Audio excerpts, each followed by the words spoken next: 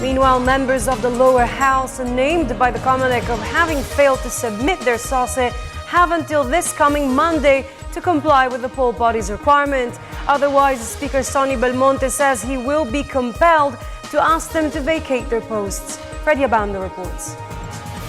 20 members of the House under fire by the Commission on Election to submit their campaign contributions and expenses in the May 2030 elections were ordered by Speaker Feliciano Belmonte to comply with the order.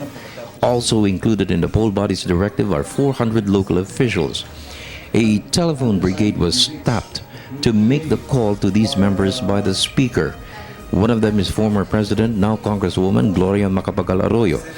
Belmonte spoke with several of those in the list, and it appears that they have complied before the COMELEC order was issued.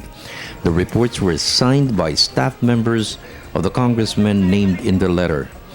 Belmonte said failure of complying will force him to issue a directive to those named to vacate their offices. What I did is, when I knew this, pinagtatawagan ko sa telepono, and I told them na, hey, fix this right away. Do it immediately. So I expect na, alam mo naman, everything you're given a reasonable time to do it. Hindi naman on the spot gagawin mo. So by the time that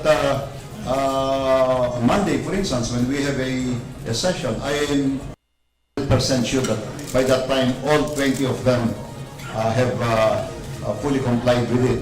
Because if they don't comply at that time, papabakit ko sa kanila yung lugar nila. Pero reasonable time. In the meantime, Belmonte is pushing for a review of the law on campaign contributions and expenses.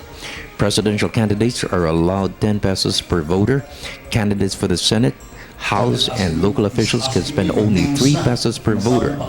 Belmonte is pushing to raise the cap to allow candidates more room to raise contributions, since campaign costs are expensive and candidates will not be charged with spending beyond the cap. Yung lalakihan lang, let us say for every voter you can only spend, let's say, 2 pesos. Hindi gagawin mo siguro mga 20, 50, 30, gano'n.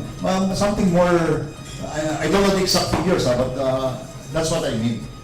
It's not a relaxation of anything, but a more realistic statement of what are the what expenses should be the limit of one's expenses. For the People's Television Network, this is Freddie Abando reporting.